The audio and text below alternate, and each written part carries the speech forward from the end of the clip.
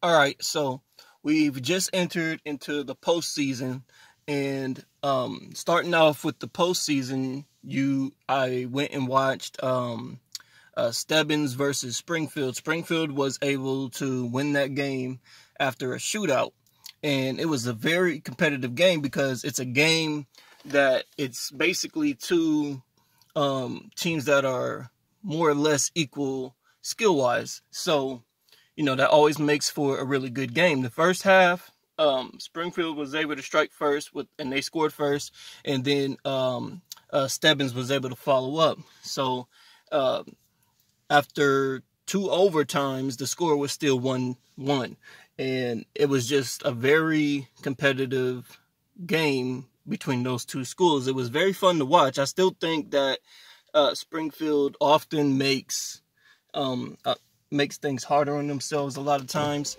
I think that this should have been one of those wins. They probably just, there shouldn't have been any questions. But, I always say there is girls on the Springfield team who have a lot of skill, but when they're in the middle of the game, you don't see the effort. So, you only see the skill every once in a while when they get control of the ball, but you don't see a lot of the effort, which diminishes the skill, which, pretty much cancels it out. But, I just wish that the Springfield girls would, just, find some type of spark. I know it's late now. It's in the postseason, so it's a little too late for this, but I just wish that they had some type of spark, because you don't see that from every player on the field. And, that's always bad for any team. Like, your team always has to be on the same page. But anyway, Springfield plays Beavercreek this Thursday. I want to say Beavercreek is my favorite to win it all again this year. Last year was just pure dominance, and it was a beautiful thing to watch. I love going all the way down there. I don't mind driving down there to watch them play, especially when it's going to be a good game. I always have to go see the Centerville game. I always got to go see them play Mount Notre Dame. I always have to go see them play Pickerington North when they play them. And I always definitely have to see them play Springboro. And last year, they just cruised through everybody almost. Like, it was just, they took no L's. Last year they had a perfect season, and they're on the route to have another perfect season again this year. And it's just amazing, man. Those girls are making history, and I'm very, very proud of them. I've always supported Beavercreek soccer. I've always loved watching them play, man. I just like the brand of soccer that they play. I always talk about ball movement. I always talk about player movement, and you see that a lot on their team, man. There's literally no real weak points on that team. Like, sometimes you might have a team who might have, a weaker defenders, or maybe their outside mids aren't so good, or maybe their center mids aren't so good. But with Beavercreek, it's so balanced. Everywhere on that field is a problem. And last year you had defenders who were capable scorers, and that just made it that much worse. Like, so many teams had a hard time generating any offense against them because they were so afraid of those defenders creeping up the field and scoring the ball themselves. And anytime you have a team like that, there's a helicopter right above me, and it kind of spooked me. But anytime you have a team like that, it's hard for the opposing team to figure it out. Like, I remember I used to stand on the other side of the field, on the visitor side of the field, because I take pictures, or sometimes I videotape some of the games, and I like that angle from over there. But a lot of times the coaches, these are usually coaches I hear that are very good at forming game plans, but against these girls, the coaches just kind of are scratching their heads like, man, what do we do? Because they put so much pressure on you everywhere on the field, and they're doing the same thing again this year. They put so much pressure on your midfield. They put pressure on your forwards. They put pressure on your defenders. They put pressure on your goalie. They are always constantly attacking, and the effort is always there. And it seems like everybody, on the team has that same desire to win. And that's the best thing you can have for any team in any sport, is when you have everybody on the team on the same page.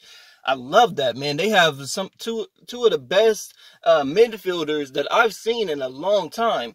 Diana Benigno, she is one of the best midfielders I've seen in a very long time. She's one of my favorites in the entire state that I've watched, and I've watched teams all over the state.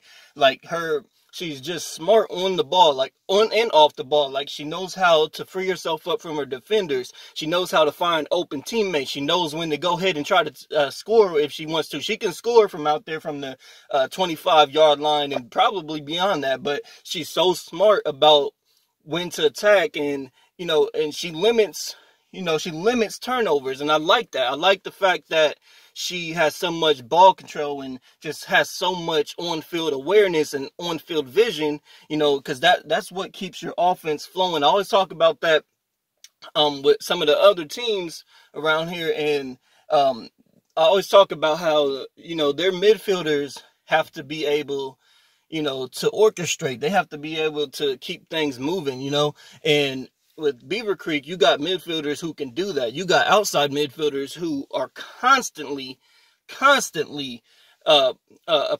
applying pressure to your defense, and it's very hard to contain them because they don't stop moving. In contrast, you have teams like Springfield.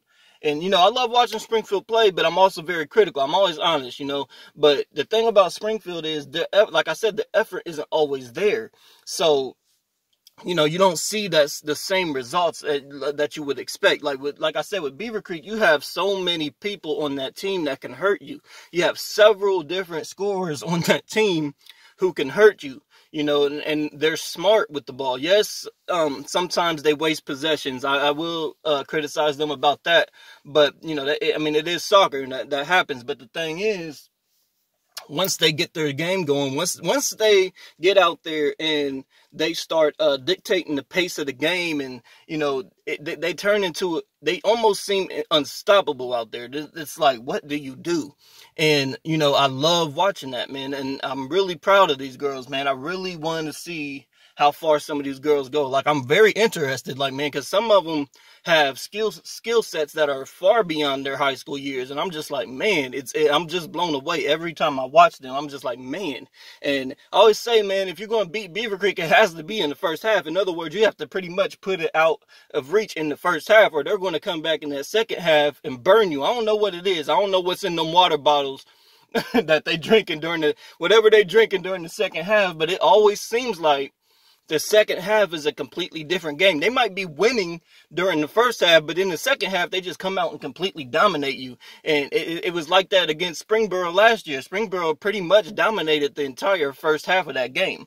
They were up. And then all of a sudden, Beavercreek comes back out of nowhere, and completely takes control, keeps the ball on their side of the field and everything. So, I'm just saying, man, it's beautiful. And I can't wait to see you guys go further in this tournament, man.